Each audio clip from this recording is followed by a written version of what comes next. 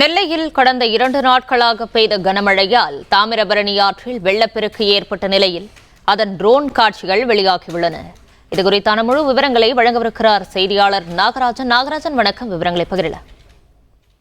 நெல்லை மாவட்டத்தை பொறுத்தவரைக்கும் தற்பொழுது ஆரஞ்சு அலர்ட் என்று எச்சரிக்கை விடப்பட்டிருக்கிறது. இன்று கனமழை இருக்கும், அதிக கனமழை இருக்கும், நாளையும் கனமழை இருக்கும் என்று எச்சரிக்கப்பட்டிருக்கிறது. இந்த நிலையில் கடந்த 2 நாட்களாக பெய்த கனமழை காரணமாகவே நெல்லை மாவட்டத்தின் பிரதான அணைகள் வேகமாக நிரம்பி வருகிறது. குறிப்பாக 143 அடி கொள்ளளவு கொண்ட பாபநாசம் அணை 121 அடி நிரம்பிவிட்டது. சேர்வலாறும் அதே போல 156 அடி, ஆனால் இப்போது 141 அடி நிரம்பிவிட்டது.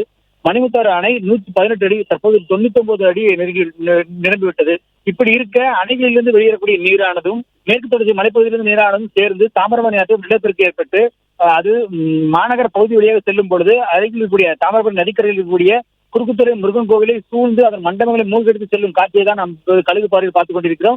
இந்த காட்சி மட்டுமில்லாது, இங்கு மட்டுமில்லாது பல்வேறு பகுதிகளிலும் இதன் தாக்கம் என்பது அதிகமாக இருக்கிறது. இந்த நிலையில் நாளை கனமழை இருக்கும் என்று அறிவிப்பு இருக்கக்கூடிய நிலையில் நெல்லை மாவட்டத்திலும் அதே போல தூத்துக்குடி மாவட்டத்திலும் மிகப்பெரிய பாதிப்புகளை இந்த வெள்ளம் ஏற்படக்கூடும் என்ற அச்சத்தில் அதற்கான முன்னேற்பாடுகள் தற்பொழுது மாவட்ட நிர்வாகம் தொடங்கியிருக்கிறது. பிளே ஸ்டோர் மற்றும் ஆப் ஸ்டோரில் இருந்து பாலிமர் செயலியை QR கோடு மூலம் பதிவிறக்கம் செய்யுங்கள். செய்திகளை உடனுக்குடன் பெறுங்கள்.